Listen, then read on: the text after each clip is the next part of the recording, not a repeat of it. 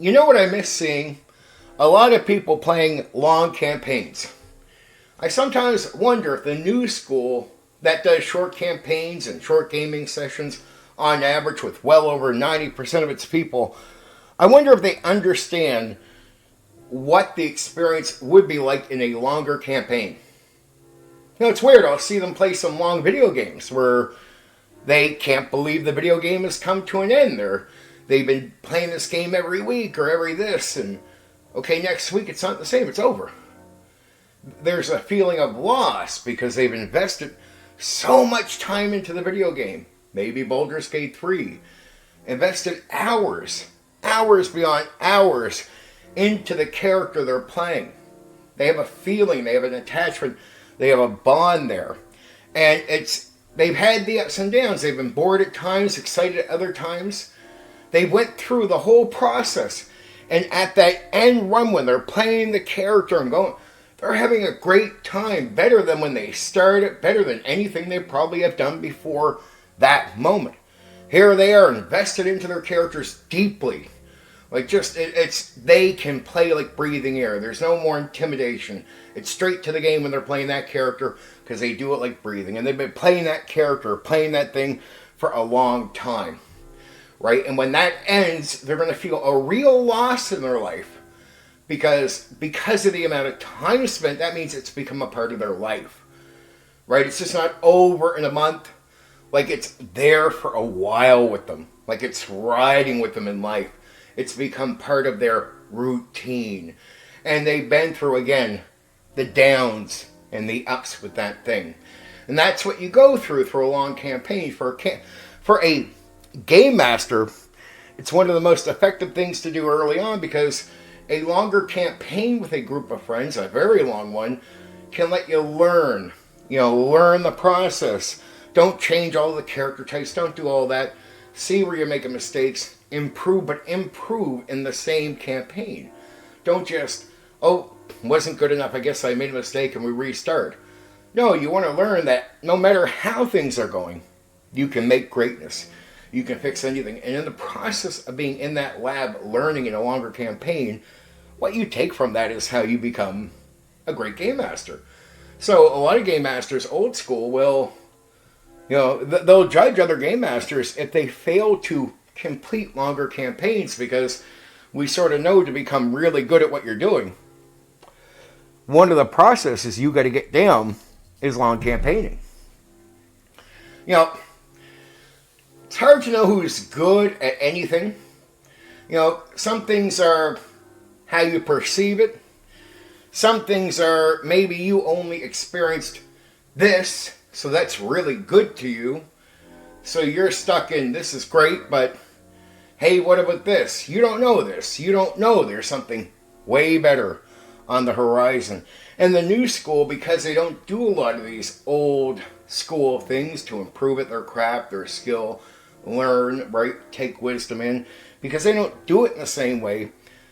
I find a lot of DMs that I see doing 5e that I know would have been called mediocre back in the old school are now called some of the top great game masters out there.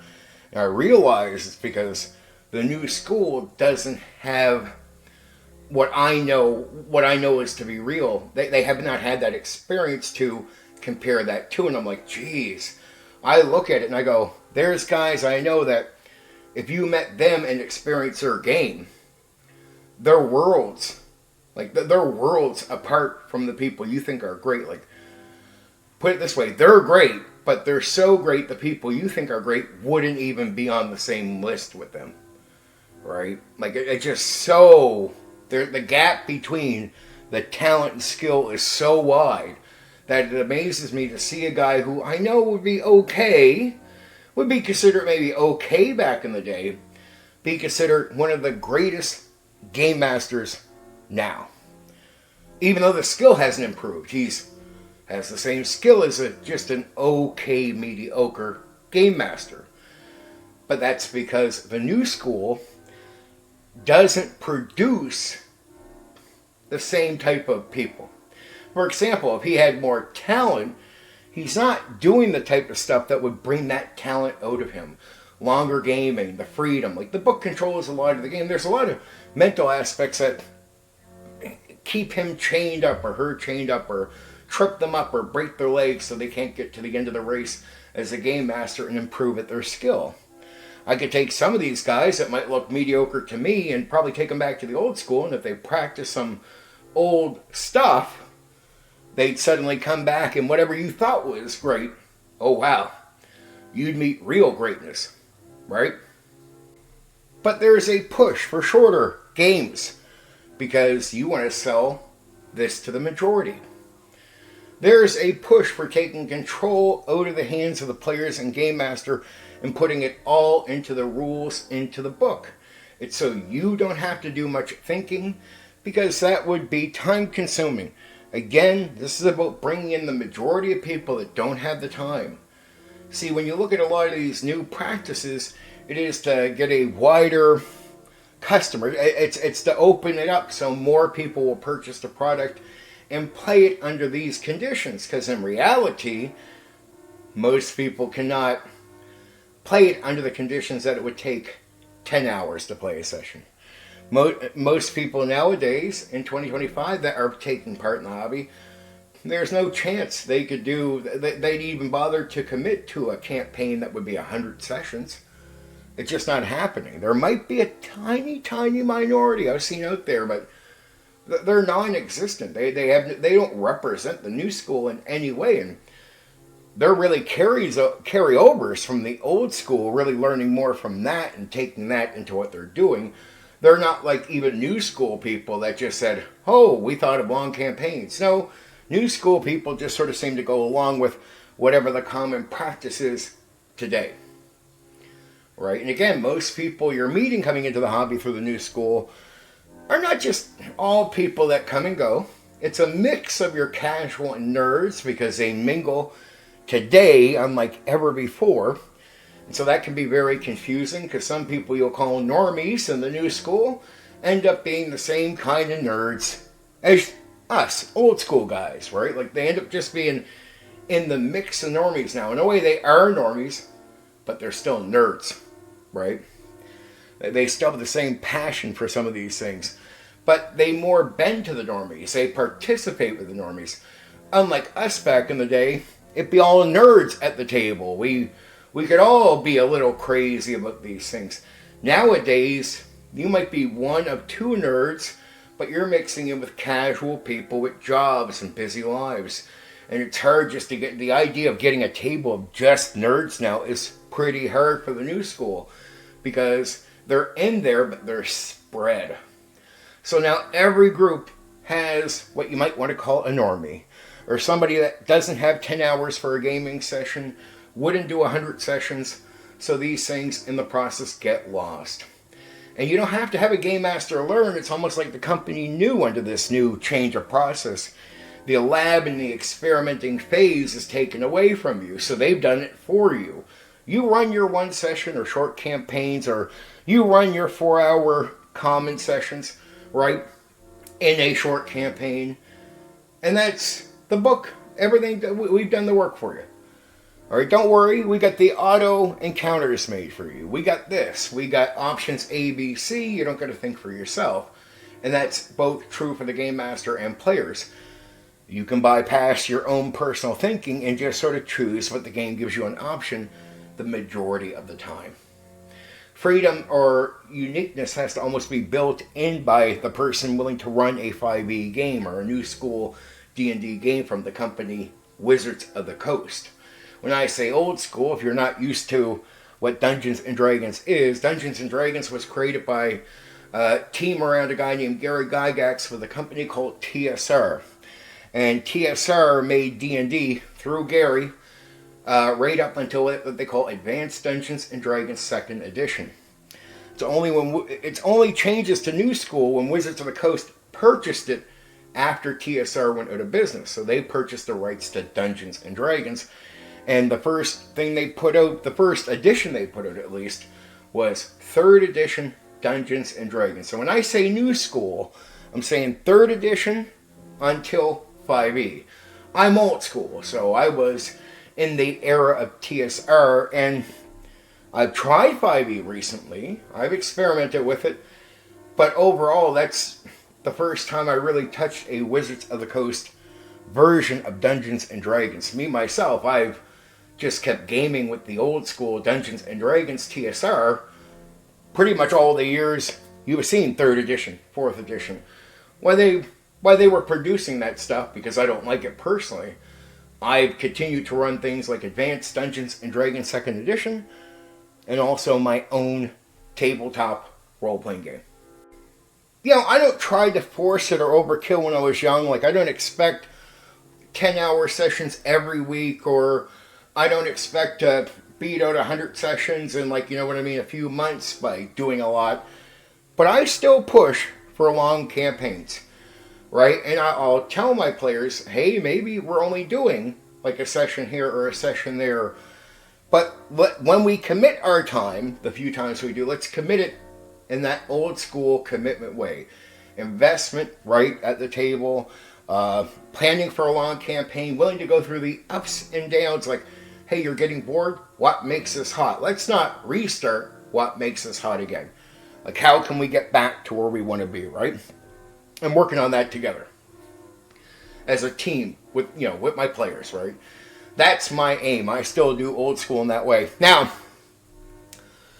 where I am unique, I'll do one-shots, but see, I'm an experienced game master. I don't need to do the campaigning to learn my craft. I just like that, you know, invested time, right? But I'll do one-shots now, where it's, hey, here's an introduction to what I do. And that's how I use one-shots. I don't really like just doing one-shots just to do a game. That bores me. One-shots to me are all about attracting and recruiting you. It's a chance to maybe jump in. I like to do pre-made, pre-generated characters with one-shots. And that's the only form of shorter gaming that I'll be okay with. But I always look at one-shots more like a way of introducing you into what I do. And then saying, if you like that, that's the sales pitch for join the longer campaigns. Because that's what I really do. That's where I spend most of my time.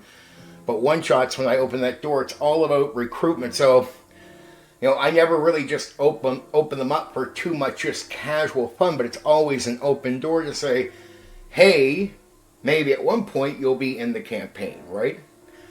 And sometimes you don't get that. It is all a chance taking, so some people just have fun. That's okay. But the aim, the goal with them is to get people into longer campaigns. I wish people would understand that even if you can't do a game a week, a session a week, longer sessions, longer campaigns, that's the real deal drug, right? That's the real deal drug, and you cannot have the experience, the high, the thing that, like, once you have a long campaign, and you bond it with your character that deeply, and you're that into it, the amount of comfort, it's a comfort with your fun, and just the confidence that comes with a character you played for a long time, just to play them. Like, you ever felt nervous going to the table? Often players do. You ever get to the point where you don't feel nervous, but it's not a bad thing. It's a comfort with a character. Most people don't really truly know what that's like. And to get there and then play that for a while and to be told, it's like getting to the best part of the story, right? Like, you're getting the best episodes, and it took, like, you know, somebody to get there, and you're like, whatever you're doing, you just don't want that to end. You are at the peak of happiness, the peak of immersion.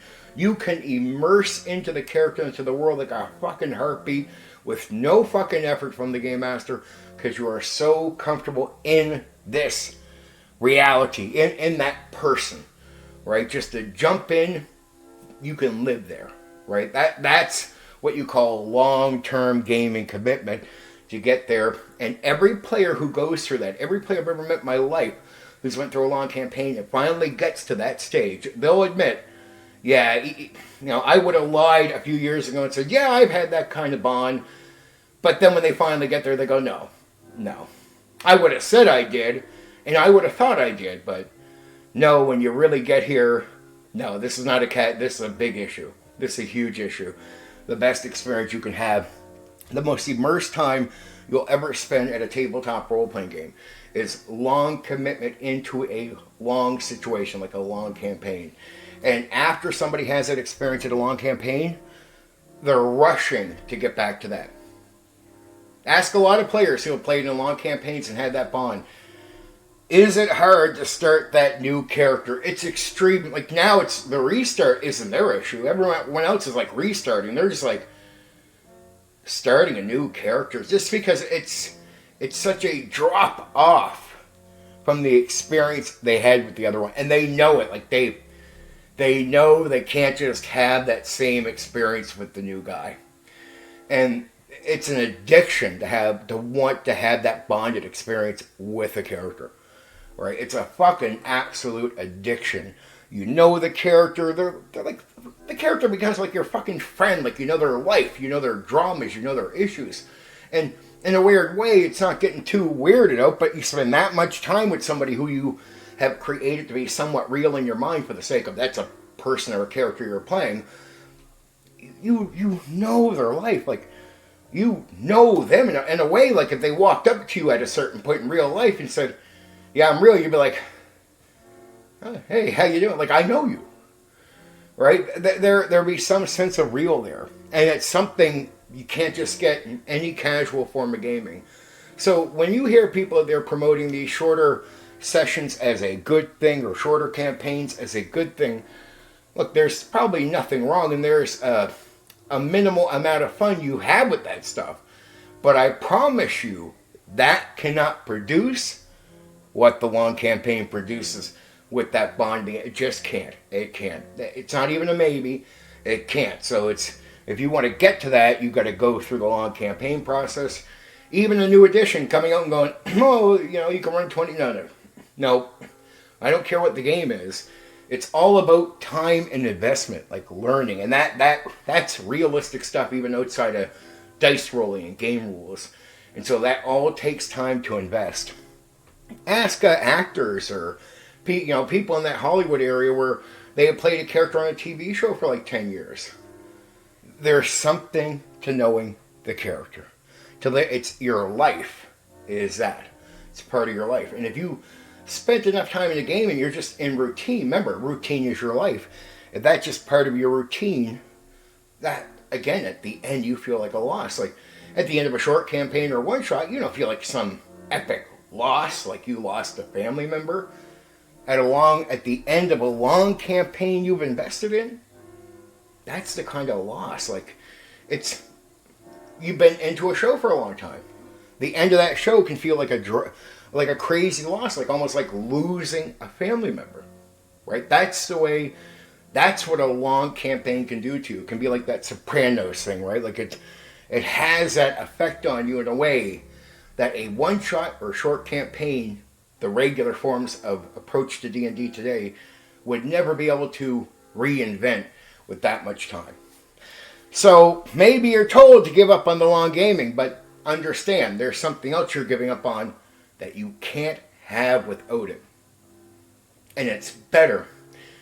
It's always going to be better than the short term. So you're giving up the best experience you can have with a tabletop role-playing game for the sake of bringing in more casual people into the hobby so companies can make more money. Do you think you're being told to give up on long campaigns by people that think that's a good thing overall? No. A lot of people are shills, They really are, right? A lot of people out there you think are just straight-faced. The company talks to them. So company says, shorter campaign's good, shorter session's good. It's good for the company. In the long run, it's not good for the people taking part in the hobby. So consider opening back up the door to longer gaming sessions. Or long, really invested in campaigns with a tabletop role-playing game.